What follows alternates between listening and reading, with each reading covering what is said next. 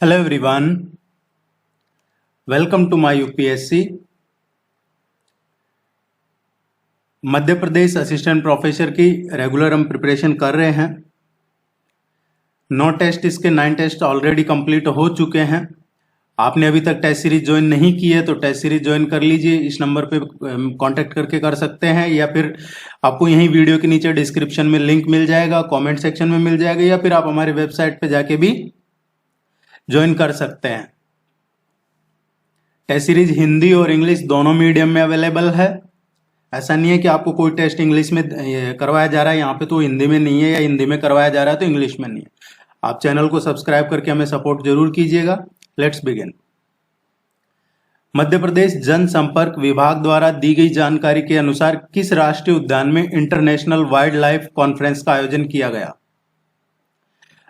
देखिए, ये जो इंटरनेशनल वाइल्ड लाइफ कॉन्फ्रेंस है,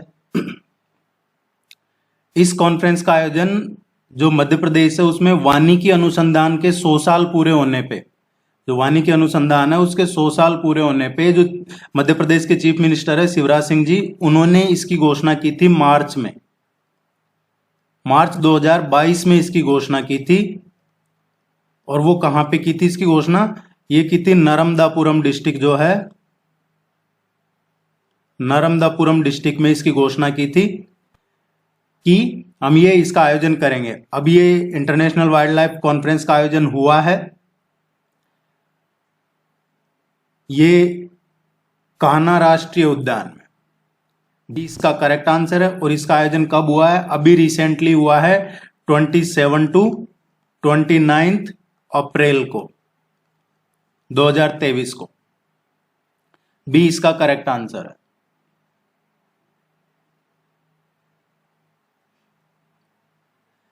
खबरों में देखी गई किरीट पारिख कमेटी किससे संबंधित है? अभी रिसेंटली ये चर्चा में थी ये कमेटी। करंट अफेयर्स का क्वेश्चन है ये, नेशनल लेवल का।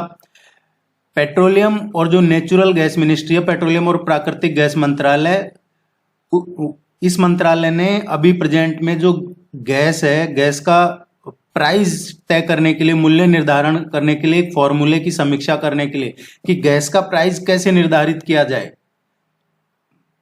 उसके लिए घरेलू स्तर पे जो उत्पादित गैस है और जो वैश्विक जो ऊर्जा की कीमतों में वृद्धि है, उसके जवाब में घरेलू स्तर पे उत्पादित जो गैस है उसका मूल्य निर्धारण करने के लिए कोई फॉर्मूला होना चाहिए। उसके लिए एक कमेटी बनाई और उस कमेटी की अध्यक्षता की किरीट पारिख ने। तो इस कमेटी का जो समिति गठित की वो है किरीट पारिख समिति। ये गैस मूल्य निर्धारण सुधार के लिए की गई है। सी इसका करेक्ट आंसर है। देश की सीमाओं से परे ई कॉमर्स का कौन सा आयाम व्यापार के लिए सक्षम है? ई कॉमर्स आपके सिलेबस में दिया हुआ है टॉपिक। देश की सीमाओं से परे जो ई कॉमर्स का कौन सा आयाम व्यापार के लिए सक्षम है वो है विश्वव्यापी पहुंच। मध्य प्रदेश में लौह अयस्क के संबंध में निम्नलिखित में से कौन सा कथन सही नहीं है? गलत कौन सा है? लौह अयस्क की बात हो रही है, आयरन और उसके मामले में। लौह अयस्क उत्पादन में मध्य प्रदेश का देश में 3रा स्थान है। देखिए, मध्य प्रदेश का जो मंडला है, बालाघाट है, झाबुआ है, ग्वालियर, जबलपुर, विदिशा, उज्जैन, शाजापुर, धार, ये जो डिस्ट्रिक्ट है इनमें लौह अयस्क के जो आयरन और है उसके भंडार है। मध्य प्रदेश में जो सबसे अच्छी क्वालिटी का जो आयरन और है जिसमें 67% आयरन होता है, हेमेटाइट अयस्क, ये जबलपुर में पाया जाता है। सो गलत कौन सा है? लौह अयस्क उत्पादन में मध्य प्रदेश का देश में 3रा स्थान है, ये गलत है। मध्य प्रदेश का लौह अयस्क में 3रा स्थान नहीं है, मिनरल में 3रा स्थान है। जो मिनरल रिसोर्सेज है उनमें 3रा स्थान है, ना कि आयरन ओर में। ये कंफ्यूज करने के लिए दिया है। मध्य प्रदेश में मुख्यमंत्री की अनुपस्थिति में निम्नलिखित में से कौन मंत्री परिषद की बैठक की अध्यक्षता करता है? अगर मंत्री परिषद की बैठक हो रही है और चीफ मिनिस्टर नहीं है तो कौन इसकी अध्यक्षता करेगा? इसकी अध्यक्षता उनके द्वारा की जाएगी जिसको मुख्यमंत्री डिसाइड करेंगे। मुख्यमंत्री जिनका नाम देंगे जो भी मिनिस्टर का, वो इसकी अध्यक्षता करेंगे। निम्नलिखित में से कौन सा युग्म सुमेलित है, सही से मैच कर रहा है, इनमें से कौन सा सही मैच कर रहा है ये देखना है हमें। रंगास्वामी कप, ये पोलो से, ये सही नहीं है। शीश Mahal trophy, Sheesh Mahal trophy cricket. Yadavindra cup hockey. Rovers cup football. B इसका करेक्ट आंसर है।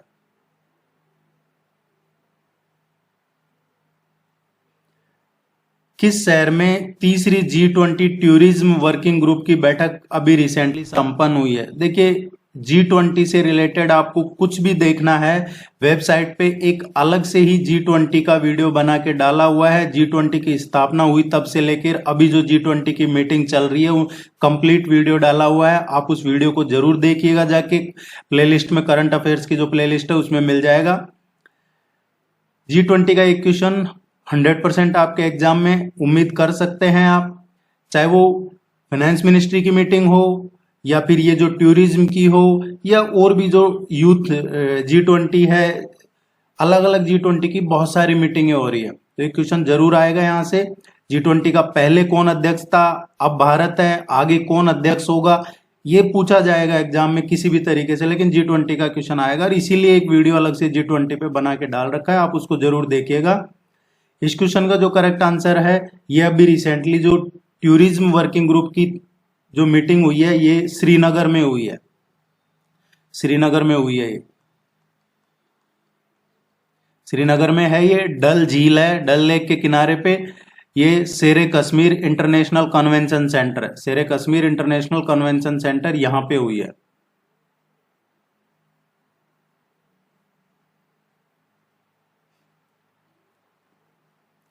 मध्य प्रदेश में ग्राम पंचायत घोषित करने के लिए न्यूनतम जनसंख्या कितनी होनी चाहिए? अभी पहले के बजाय इसमें अमेंडमेंट किया है, परिसीमन हो रहा है। ग्राम पंचायत को देखते परिसीमन किया गया था ये, तो इसमें तय किया गया जो परिसीमन हुआ उसमें कि ग्राम पंचायत डिक्लेयर करने के लिए कम से कम जो पॉपुलेशन है 1000 होनी चाहिए। हाल ही में किस संस्था ने world economic situation and prospect report जारी की है? ये जो world economic situation and prospect report है, ये 2023 की जो रिपोर्ट है 2023 की, ये यूनाइटेड नेशन ने जारी की है। ये रिपोर्ट प्रोड्यूस की जाती है यूनाइटेड नेशन का जो department of economic and social affair है, UN department of economic and social affair, ये इसको प्रोड्यूस करता है। और इसके साथ में और भी पार्टनरशिप में होते हैं, जैसे ये इनके साथ पार्टनरशिप में होता है। और भी ये टोटल 5 ब्रांचेज होती है जो पार्टनरशिप में होती है। यूनाइटेड नेशंस रीजनल कमीशंस हैं, जो इकोनॉमिक कमीशन ऑफ अफ्रीका हो गया, इकोनॉमिक कमीशन ऑफ यूरोप है, economic commission of Latin America and Caribbean है, economic and social commission for Asia and Pacific है, economic and social commission for Western Asia है। इस तरीके की ये टोटल 5 ब्रांच हैं जो ये और इसके साथ में होती है, लेकिन मेनली यूनाइटेड नेशन प्रोड्यूस करता है। इसमें जो यूनाइटेड नेशन का WTO है वो भी इसमें कंट्रीब्यूट करता है। मध्य प्रदेश की पहली महिला राज्यपाल कौन थी? फर्स्ट विमेन गवर्नर, ये कंफ्यूज नहीं होना आपको कहीं, आप इसको ये नहीं देखना कि मध्य प्रदेश का पहला राज्यपाल कौन था। पहली विमेन गवर्नर कौन थी, महिला राज्यपाल कौन थी? ये थी सरला ग्रेवाल। सरला ग्रेवाल है, ये मध्य प्रदेश की पहली महिला राज्यपाल रही है 1989 से और 90 तक। और ये भारत की दूसरी महिला प्रशासनिक अधिकारी भी रही है। 1952 में IAS बनी थी, तो दूसरी प्रशासनिक सेवा अधिकारी रही है। जो प्राइम मिनिस्टर रहे हैं राजीव गांधी जी, जो पूर्व प्रधानमंत्री थे भारत के, उनकी चीफ सेक्रेटरी भी रही हुई है ये, उनकी प्रमुख सचिव रही हुई है ये। और जो पहले राज्यपाल का अगर पूछा जाता है आपसे क्वेश्चन कि पहले राज्यपाल कौन थे मध्य प्रदेश के, तो वो थे BP सीतारामैया। BP सीतारामैया पहले मध्य प्रदेश के राज्यपाल थे।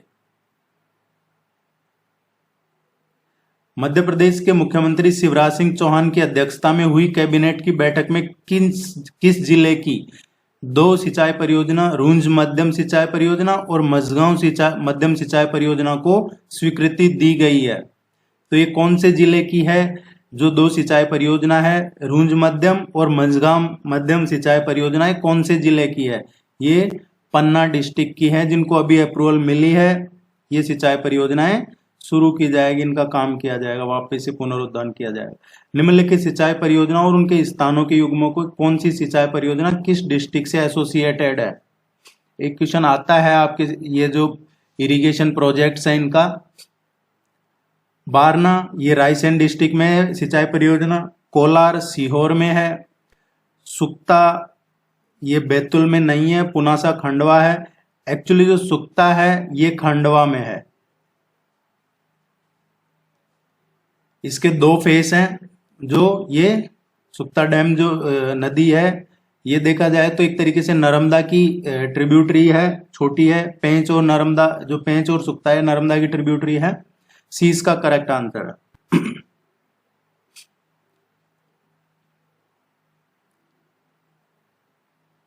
कई जगह आपको इसका बुरहानपुर भी देखने को मिल सकता है, तो कंफ्यूज मत होइएगा। भारत में कोयले के सकल उत्पादन के संदर्भ में मध्य प्रदेश का कौन सा स्थान है? कोयले के सकल उत्पादन में मध्य प्रदेश का कौन सा स्थान है? देखिए, जो टॉप 5 कोल प्रोड्यूसिंग स्टेट्स जो हैं, कोयला जहां ज्यादा होता है सबसे ज्यादा इंडिया में, उनमें टॉप पे है झारखंड। सबसे लार्जेस्ट कोल प्रोड्यूसिंग स्टेट कौन सा है? झारखंड। झारखंड के बाद नंबर आता है जो ओडिशा का। ओडिशा के बाद में छत्तीसगढ़, देन वेस्ट बंगाल, और फिर उसके बाद में मध्य प्रदेश, तेलंगाना एंड महाराष्ट्र। ये आप नाम याद रख सकते हैं इस तरीके से। सो मध्य प्रदेश का कौन सा है? फर्स्ट पे झारखंड है, दूसरे पे ओडिशा है, तीसरे पे छत्तीसगढ़ है, चौथे पे पश्चिम बंगाल है और 5वें पे मध्य प्रदेश है। सी इसका करेक्ट आंसर है।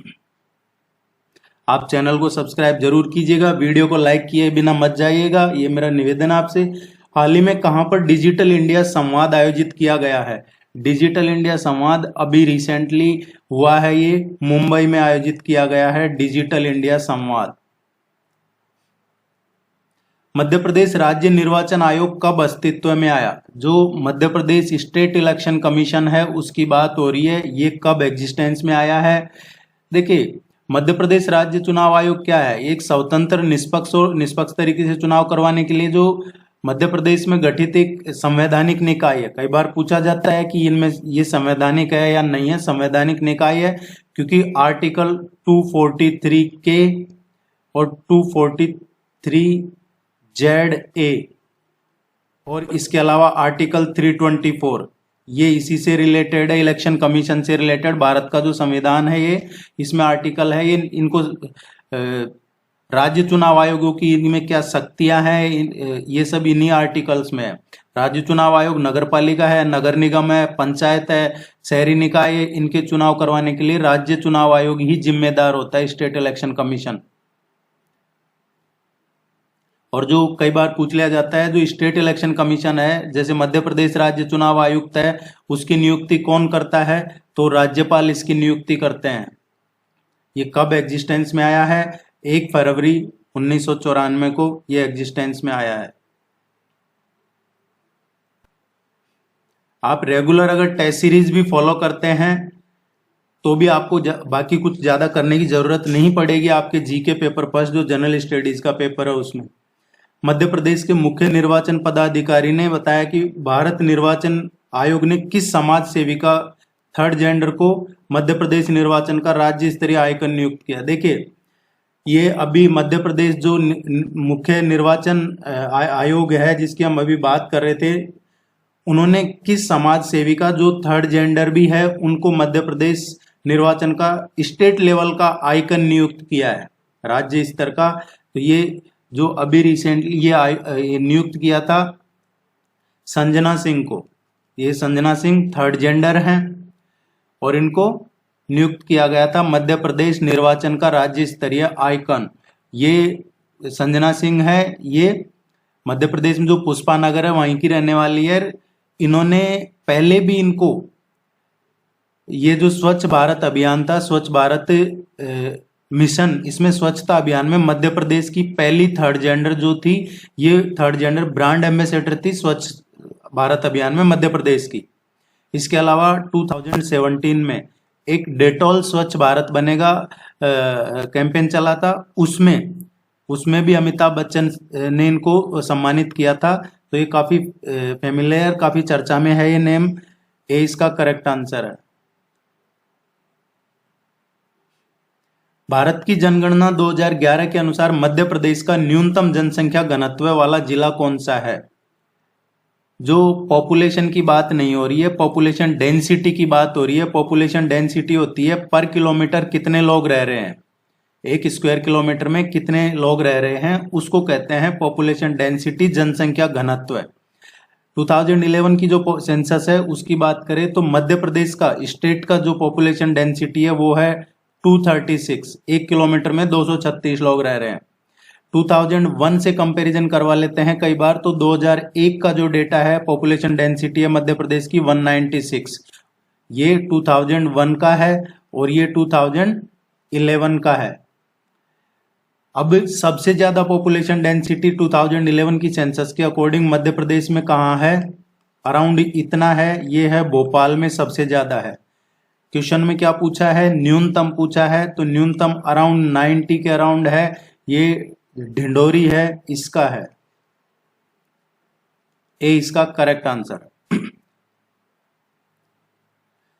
निम्न में से किस राज्य में हाल ही में उड़ने वाली छिपकली की एक नई प्रजाति मिली है? अभी ये काफी चर्चा में है, सोशल मीडिया कहें या फिर न्यूज, जो साइंस टेक्नोलॉजी का जो एरिया है उसमें ये अभी एक नई प्रजाति खोजी गई है, इसका नाम है फ्लाइंग गेको। आपसे ऐसे भी पूछा जा सकता है कि ये क्या है। ये नाम दे के पूछा जा सकता है आपसे कि ये किससे संबंधित है, ये क्या है, कहां से एसोसिएटेड है। तो ये उड़ने वाली छिपकली की एक नई प्रजाति है और इसका नाम ये रखा है, ये कहां की है? मिजोरम।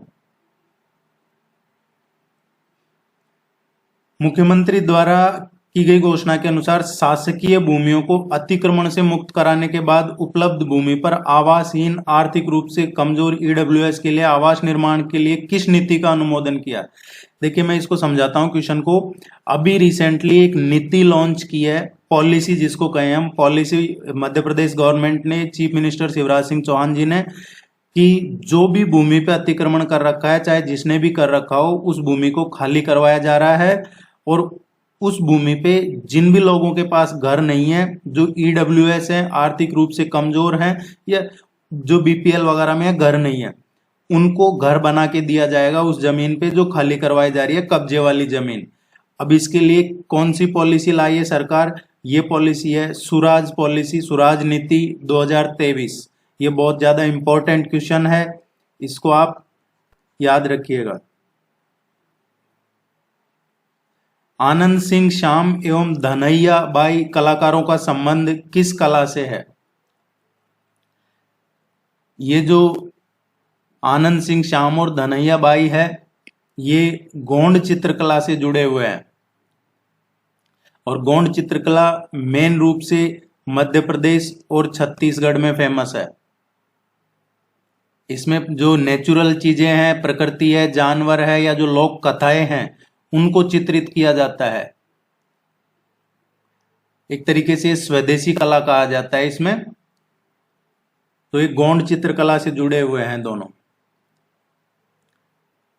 निम्नलिखित जिलों में से मैंगनीज के बड़े भंडार किसमें? मैंगनीज के बड़े भंडार किस जिले में है? इनमें से कौन सी जगह मैंगनीज के सबसे ज्यादा भंडार हैं? ये बालाघाट डिस्ट्रिक्ट में सबसे ज्यादा है।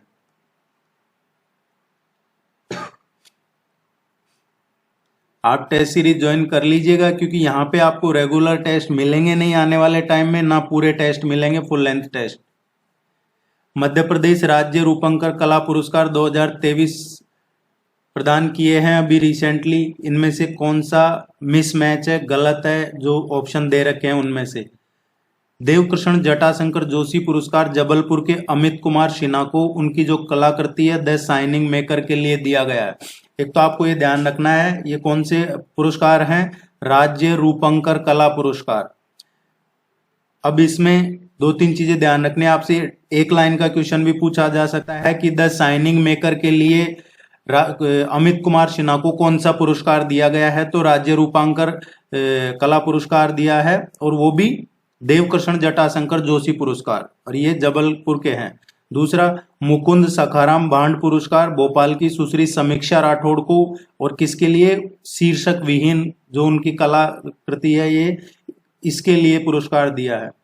सैयद हैदर रजा पुरस्कार भोपाल के पॉपिल मन्ना को डेप्थ ऑफ फेयरनेस के लिए दिया गया है। जगदीश स्वामीनाथन पुरस्कार भोपाल के मान सिंह व्याम को सेमल की बहार के लिए। देखिए ये जो सेमल की बहार है ये मान सिंह की व्याम की नहीं है, ये जो सेमल की बहार है ये विष्णु चिचालंकर की है, और विष्णु चिचालंकर है, ये विष्णु चिचालंकर पुरस्कार मिला है सेमल की बहार के लिए। और ये सेमल की बहार किसकी है, उपेंद्र उपाध्याय की है, ये उपेंद्र उपाध्याय की है ये सेमल की बहार, और इसके लिए क्या मिला है, विष्णु चिचालंकर पुरस्कार दिया गया है। इंदौर के हैं ये उपेंद्र उपाध्याय, इनको सेमल की बहार उनकी कला है। जबकि जो जगदीश स्वामीनाथन पुरस्कार मिला है वो भोपाल के मान सिंह व्याम को ही मिला है, लेकिन किसके लिए मिला है, जिंदगी एक सफर, इसके लिए मिला है। तो ये गलत है, बाकी सब सही है।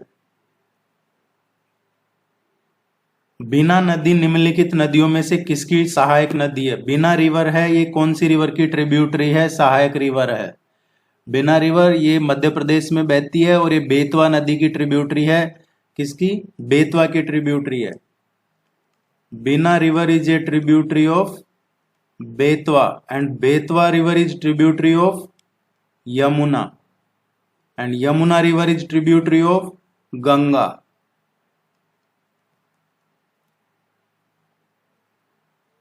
ये ध्यान रखिएगा।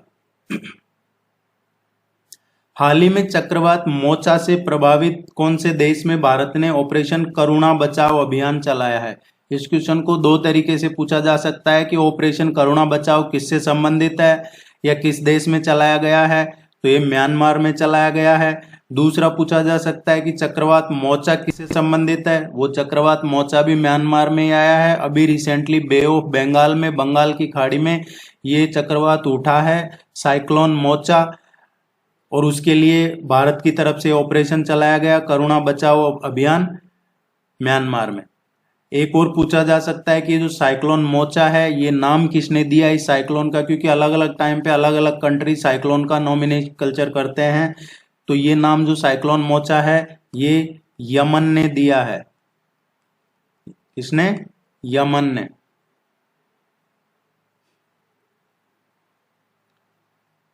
मध्य प्रदेश सरकार की लाडली बहना योजना के अंतर्गत योग्य महिलाओं को कितनी राशि दी जाएगी। लाडली बहना योजना का क्वेश्चन मध्य प्रदेश की जितनी भी एग्जाम्स हो रही है सभी में आ रहा है। ये क्वेश्चन अलग अलग तरीके से पूछा जा रहा है लेकिन सभी में पूछा जा रहा है।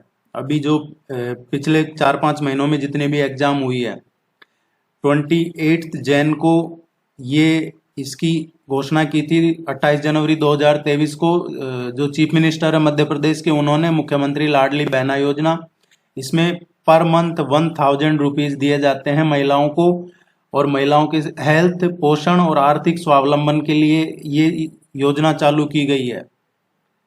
इस योजना में न केवल महिलाएं बल्कि जो आश्रित बच्चे हैं उनमें भी पोषण और स्वास्थ्य के लिए ये योजना में उनका भी प्रावधान है।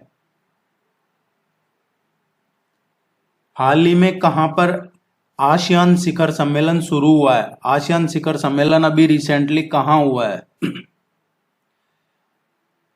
ये आसियान है। देखिए आसियान की स्थापना कब हुई है। आसियान क्या है, the association of south east Asian nation, ये इसकी फुल फॉर्म है, the association of south east Asian Nations. इसकी जो एस्टेब्लिशमेंट है, इट वाज एस्टेब्लिश्ड इन अगस्त 8, 1967। 8 अगस्त 1967 को इसकी स्थापना हुई थी। कहां पे हुई थी इसकी स्थापना? बैंकॉक में, बैंकॉक, थाईलैंड।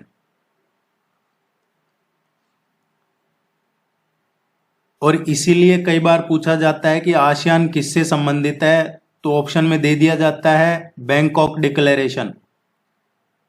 तो बैंकॉक डिक्लेरेशन इसकी स्थापना से जुड़ा हुआ है।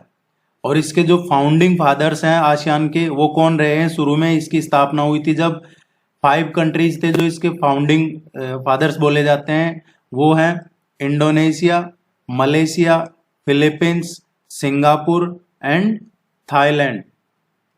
थाईलैंड, इंडोनेशिया, मलेशिया, फिलीपींस और सिंगापुर। अभी क्वेश्चन की बात कर लेते हैं जो अभी हाल ही में है, मतलब ये 2023 में कहाँ पे हुआ है? ये हुआ है 42वां 42nd आसियान शिखर सम्मेलन हुआ है, 42वां। ये इंडोनेशिया में हुआ है। सी इसका करेक्ट आंसर आएगा। इंडोनेशिया में किस जगह हुआ है? लाबुआन बाजो। लाबुआन बाजो में हुआ है 42वां आसियान शिखर सम्मेलन। आसियान शिखर सम्मेलन की बैठक है, इसके जो 10 देश हैं, हर साल बैठक आयोजित होती है। लेकिन जो आसियान शिखर सम्मेलन है उसकी बैठकें साल में 2 बार होती है। 10 देश तो प्रतिवर्ष आयोजित करते हैं, लेकिन साल में 2 बार। अब एक बार तो हो गई है मई में, मई में 42वां हो गया। अब इसका जो नेक्स्ट है 43rd आसियान शिखर सम्मेलन, वो कहाँ पे होगा?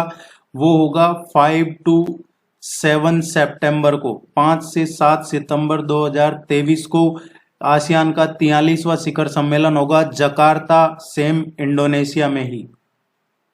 तो उस टाइम जब आपका एग्जाम हो रहा होगा, जब पूछा जाएगा कि या तो कहाँ हुआ है, तो उस टाइम आपको ये नहीं करना लाबुआन बाजो, उस टाइम आपको जकार्ता इंडोनेशिया करना है।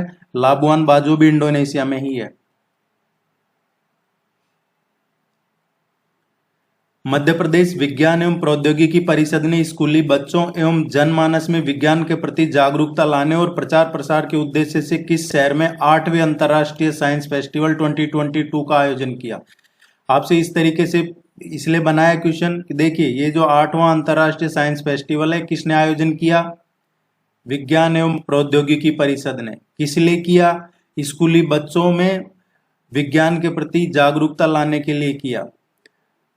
अब ये कहाँ पे किया गया है? 8वां किया गया है, जो अभी जनवरी 2023 में हुआ है। ये भोपाल में किया गया है।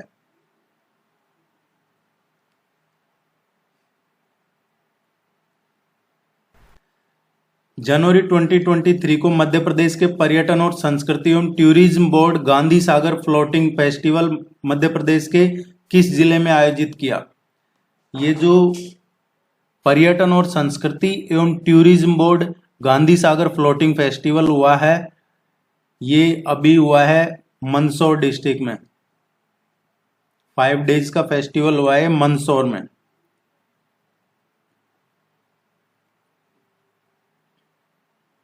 भौगोलिक क्षेत्रफल के प्रतिशत के रूप में निम्नलिखित में से किस जिले का वन क्षेत्र सर्वाधिक है? जो भौगोलिक क्षेत्रफल के प्रतिशत के रूप में देखा जाए तो कौन से जिले में ज्यादा फॉरेस्ट एरिया है? इसमें सबसे ज्यादा श्योपुर में है।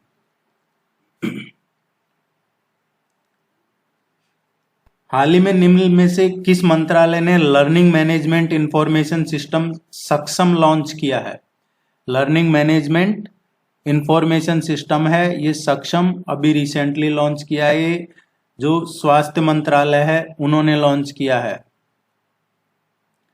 आप चैनल को सब्सक्राइब जरूर कीजिएगा, सपोर्ट बनाए रखिए, टेस्ट सीरीज ज्वाइन कर लीजिए। आगे आपको यहाँ पे पूरे टेस्ट देखने को कम मिलेंगे। आप टेस्ट सीरीज ज्वाइन करते हैं तो आपको ये PDF, आपके नोट्स वगैरह ये सब मिल जाते हैं, प्रैक्टिस टेस्ट वगैरह, और ये आपके एग्जाम तक आपको मिलते रहेंगे। अखरानी और मतवार पहाड़ियों के मध्य निम्नलिखित में से किस नदी ने गहरी कंदरा बनाई है? अखरानी और मतवार पहाड़ियों के बीच में जो रिवर, एक डीप वैली कहें, डीप कंदरा जो कहें, वो बनाती है, वो है नर्मदा।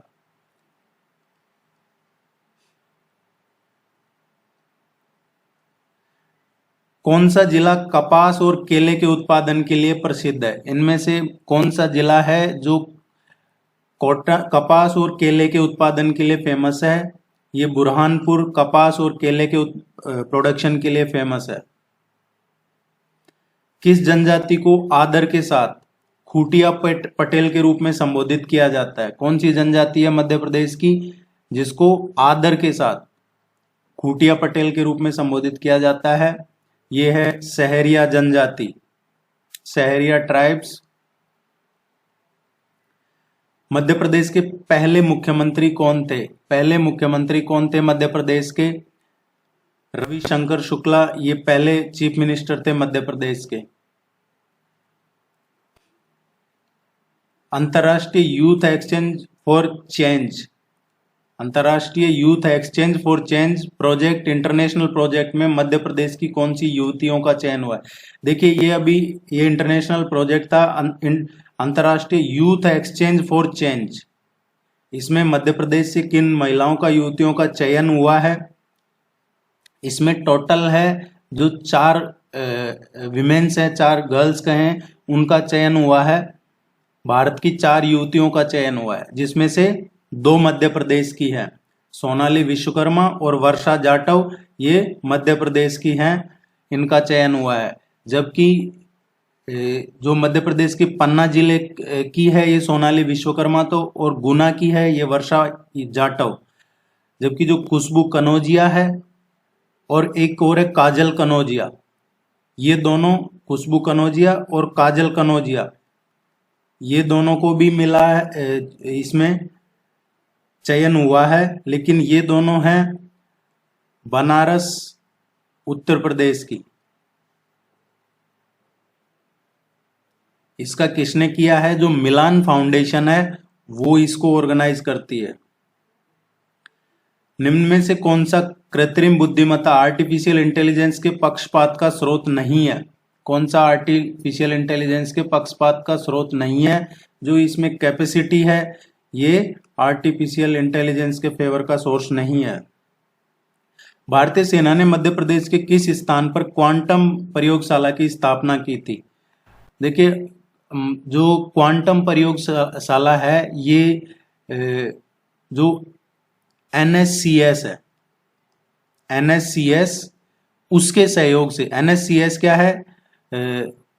राष्ट्रीय सुरक्षा परिषद सचिवालय, नेशनल सिक्योरिटी काउंसिल सेक्रेटरीट है ये, इसके सहयोग से सेना ने एक तो जो टेक्नोलॉजी है उसमें, उस एरिया में रिसर्च में, टेक्नोलॉजी में ट्रेनिंग के लिए, प्रशिक्षण के लिए military college of telecommunication engineering जो मध्य प्रदेश में है, MCTE जिसको बोला जाता है, military college of telecommunication engineering, उसमें क्वांटम प्रयोगशाला की स्थापना की है ताकि इस क्षेत्र में भारतीय सेना का जो शोध है वो अगली पीढ़ी के संचार में या फिर सशस्त्र बलों में जो क्रिप्टो करेंसी है, क्रिप्टोग्राफी है, क्रिप्टोग्राफी की क्या प्रणाली है या फिर जो पोस्ट क्वांटम क्रिप्टोग्राफी है उसको बदलने में मदद मिल सके, इसीलिए किया है महू जिले में। और ये जो है ये भी महू में ही है, ये इसका सही आंसर है।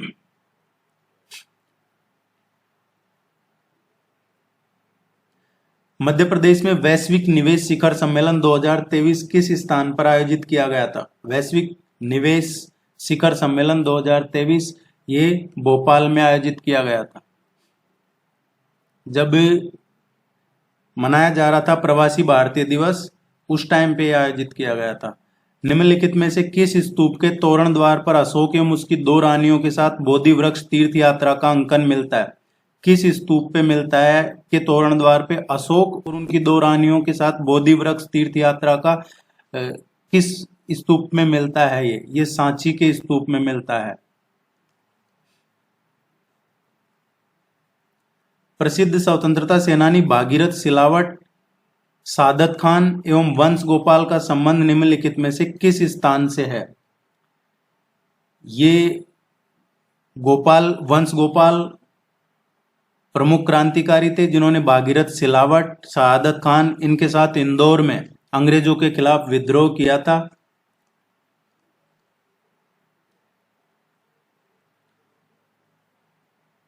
किस अरब लेखक ने कलचुरी शासक गांगेयदेव एवं उसकी राजधानी त्रिपुरी का विवरण दिया था? इनमें से किस अरब लेखक ने कलचुरी के जो शासक थे गांगेयदेव एवं उनकी राजधानी जो त्रिपुरी थी उसका विवरण दिया था?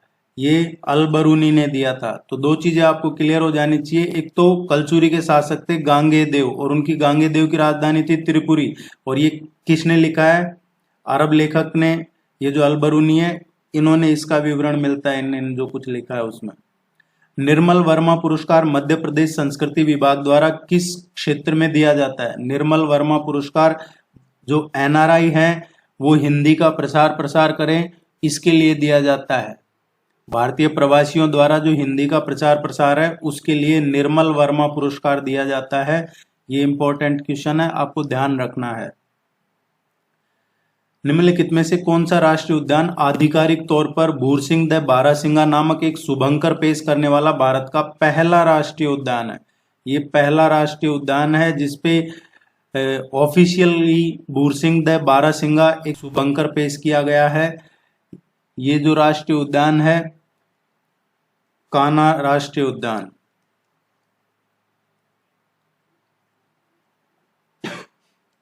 आप इसको वीडियो को लाइक जरूर कीजिएगा। निम्नलिखित में से कौन सा कथन प्रसिद्ध ढोकरा कला के लिए सही नहीं है? गलत कौन सा है ढोकरा कला के लिए? ढोकरा कला ये बैतूल की भारेबा आदिवासी समुदाय से संबंधित है। ये तो सही है कि जो ढोकरा कला है ये बैतूल से है और वो भी भारेबा आदिवासी जो कम्युनिटी है उससे। यह एक अलोह धातु ढलाई कला है, ये भी सही है। ये विवाह समारोह से जुड़ी एक सजावटी नहीं है, ये जैसा बता दिया ये है। तो इसमें गलत कौन सा निकला है? ये सी इसका गलत है। पंडित द्वारका प्रसाद मिश्र निम्नलिखित में से किस समाचार पत्र के मुख्य संपादक थे? पंडित द्वारका प्रसाद मिश्र, जिनको वैसे तो आप लोग पढ़ रहे होंगे, अच्छे से तैयारी कर रहे होंगे, लेकिन फिर भी जिनको नहीं पता है, ये मध्य प्रदेश के चीफ मिनिस्टर भी रह चुके हैं, मध्य प्रदेश के मुख्यमंत्री रह चुके हैं। ये स्वतंत्रता सेनानी भी थे, पत्रकार भी थे, राजनेता भी थे, साहित्यकार भी थे। और इन्होंने 1942 में 1942 में जेल में रहते हुए कृष्णायन महाकाव्य की रचना की थी। और उसके बाद में इन्होंने है जो शारदा मासिक, एक मासिक पत्रिका थी इनकी शारदा। उसके बाद में 1931 में इन्होंने दैनिक लोकमत, जो अभी है लोकमत, ये इन्हीं का ही है 1931 का। एक और पूछा जाता है इनका 1947 का साप्ताहिक था सारथी, सारथी भी इन्हीं का है, पंडित द्वारका प्रसाद मिश्र का। और जवाहरलाल नेहरू से मतभेद की वजह से इनको 13 साल तक राजनीतिक वनवास झेलना पड़ा था। धर्म राजेश्वर स्मारक निम्नलिखित में से किस प्राचीन नगर से संबंधित है? धर्म राजेश्वर स्मारक है, ये धर्म राजेश्वर का गुफा मंदिर गरोठ तहसील में है, चंदवासा शहर से पास में ही पड़ता है। ये कभी मौका मिले जाइएगा, देख के आइएगा। मंदसौर में है और मंदसौर का प्राचीन नाम क्या था? दसपुर। प्राचीन काल में मंदसौर को दसपुर के नाम से जानते थे। आप टेस्ट सीरीज जरूर ज्वाइन कर लीजिएगा, आपकी रेगुलरिटी बनी रहेगी और आपका कंप्लीट स्टडी मटेरियल आपको टाइम टू टाइम मिलता रहेगा, इंक्लूडिंग करंट अफेयर्स। IIMF जो भारतीय वन प्रबंधक संस्थान है, Indian institute of forest management, ये कहाँ पे है? जो IIMF है इसकी स्थापना हुई थी 1982 में। ये जो पर्यावरण वन और जलवायु परिवर्तन मंत्रालय है भारत सरकार का, उसके अधीन आता है और उसी से इसको फाइनेंशियल असिस्टेंस मिलता है, वित्तीय सहायता। ये भोपाल में है। मध्य प्रदेश की मिट्टी के संबंध में निम्नलिखित कथनों पर विचार करके बताना है सही कौन सा है। बघेलखंड में लाल व पीली मिट्टी पाई जाती है, बघेलखंड में लाल और पीली मिट्टी पाई जाती है। ये स्टेटमेंट सही है। लाल एवं पीली मिट्टी में उर्वरकता अधिक होती है, ये स्टेटमेंट सही नहीं है। मालवा पठार में गहरी काली मिट्टी हम पढ़ चुके हैं पहले भी। मध्य प्रदेश के उत्तरी पश्चिमी भाग में जलोढ़ मिट्टी पाई जाती है, ये भी हम पढ़ चुके हैं। So first, third and fourth correct answer है इसका। निम्नलिखित में से कौन सा कथन मध्य प्रदेश की जलवायु के संबंध में, क्लाइमेट की बात हो रही है, गलत है? मध्य प्रदेश की क्लाइमेट के संबंध में सही नहीं है, गलत कौन सा है? शीत ऋतु में उत्तरी भागों में तापमान दक्षिणी भागों की तुलना में कम हो जाता है। राज्य का दक्षिण पूर्वी भाग अपेक्षाकृत अधिक वर्षा प्राप्त करता है। देखिए, अगर आपने अभी तक भी मध्य प्रदेश का मैप नहीं पढ़ा है तो मध्य प्रदेश का मैप जरूर पढ़ लीजिएगा, क्योंकि सब कुछ मैप के बिना आप कितना भी तैयारी कर लीजिए, ज्यादा आपको याद रह नहीं पाता है। मैप से आपको ज्योग्राफी तो कम से कम अच्छे से याद रह पाती है। ग्रीष्म ऋतु में मुरैना व दतिया जिलों में तापमान कम रहता है, तो गलत कौन सा है? थर्ड वन गलत है। निम्नलिखित में से कौन सा जिला वर्षा ऋतु में अधिक वर्षा प्राप्त करता है? बारिश में सबसे ज्यादा वर्षा इनमें से जहां जो प्राप्त करता है वो मंडला डिस्ट्रिक्ट है। आप चैनल को सब्सक्राइब करके जाइएगा और देखिए, वीडियो पूरा देखा कीजिए, आप स्किप ना करें, बहुत मेहनत से आपके लिए लेके आते हैं। लाइक कीजिए। All the very best, good luck, thank you very much.